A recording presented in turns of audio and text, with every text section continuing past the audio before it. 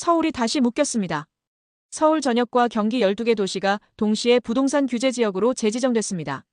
이제 전세를 끼고 집을 사는 갭 투자는 불가능해졌고 25억 원이 넘는 아파트는 대출이 최대 2억 원까지만 가능합니다.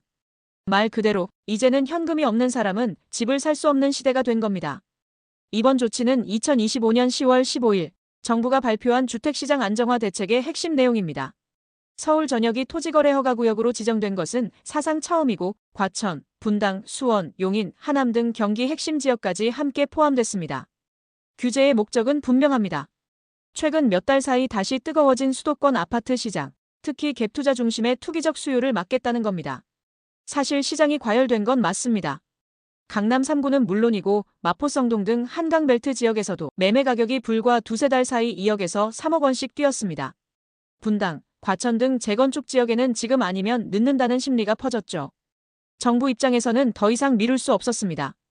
6월 대출 규제, 9월 공급 대책에 이어 불과 한 달 만에 세 번째 카드를 꺼낸 건 그만큼 조급했다는 뜻이기도 합니다. 이번 대책의 핵심은 세 가지입니다. 첫째, 토지거래 허가제 확대입니다. 이 제도가 적용되면 전세를 끼고 집을 살 수 없습니다. 실거주 2년 요건을 채워야 하고 대부분 현금으로 거래해야 합니다.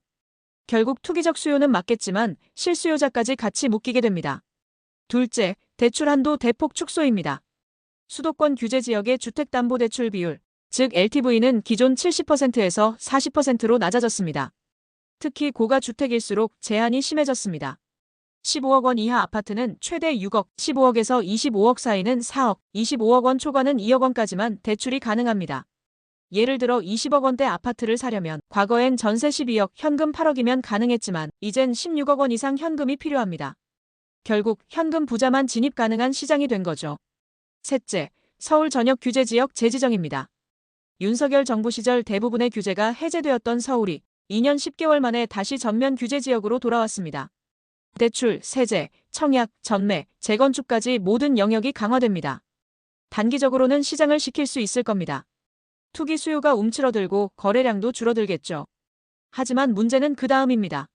이렇게 강한 규제는 결국 실수요자에게도 부담을 줍니다. 전세를 끼고 내 집을 마련하려던 30, 40대 맞벌이 부부, 신혼부부들까지 대출이 막혀버립니다. 결국 갭투기 방지라는 명분이 내 집 마련 차단이라는 역효과로 이어질 수 있습니다. 더 큰 문제는 정책의 일관성입니다. 불과 1년 전까지만 해도 정부는 완화를 외쳤습니다. 거래가 막히면 시장이 얼어붙는다고 말하며 세제 완화, 규제 해제, 대출 확대를 이어갔죠. 그런데 이제는 거래를 막아야 안정된다고 말합니다. 같은 정부기관에서 불과 1년 만에 180도 바뀐 겁니다. 시장 참여자들이 혼란스러울 수밖에 없습니다. 정책의 선의보다 중요한 것은 신뢰입니다. 시장에는 이번엔 진짜 규제일까? 라는 냉소가 남습니다. 이게 바로 정책의 가장 큰 리스크입니다. 또 하나의 문제는 공급 부재 속의 규제 강화입니다. 정부는 9월에 공급 확대를 약속했지만 지금까지 구체적인 실행 계획은 보이지 않습니다. 이런 상황에서 금융만 조이면 시장은 수요 공급 동시경색에 빠집니다. 거래는 줄고 전세는 불안해지고 결국 서민이 가장 큰 피해를 봅니다. 공급이 가시화되지 않은 상태에서의 규제는 불균형을 더 심화시킬 뿐입니다. 그렇다면 이 조치로 시장은 어떻게 움직일까요? 이미 자금은 규제가 덜한 지역으로 옮겨가고 있습니다. 인천, 평택, 세종 같은 외곽 지역의 거래량이 늘고 있죠. 이게 바로 풍선 효과입니다. 서울을 안정시키겠다는 정책이 결국 다른 지역을 자극할 수도 있습니다. 한쪽을 누르면 다른 쪽이 튀는 부동산 시장의 오래된 공식이 또 반복될 가능성이 큽니다. 결국 부동산 시장은 가격의 게임이 아니라 심리의 게임입니다. 정부는 여전히 정책으로 시장을 통제할 수 있다고 믿지만 시장은 이미 그보다 빠르게 움직입니다. 심리를 잡지 못하면 규제는 잠시뿐입니다. 지금 필요한 건 강한 규제가 아니라 예측 가능한 정책의 일관성입니다. 언제 규제가 강화되고 언제 완화될지 시장의 신호를 명확히 주는 것이 신뢰의 출발입니다. 이번 11호 부동산 대책은 잘한 방향이지만 아쉬운 방식입니다.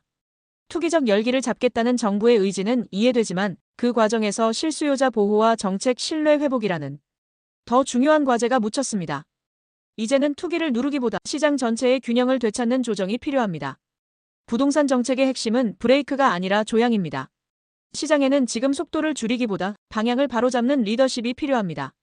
지금까지 세상 모든 트렌드를 읽어드리는 세상 읽기였습니다. 구독과 좋아요 부탁드립니다.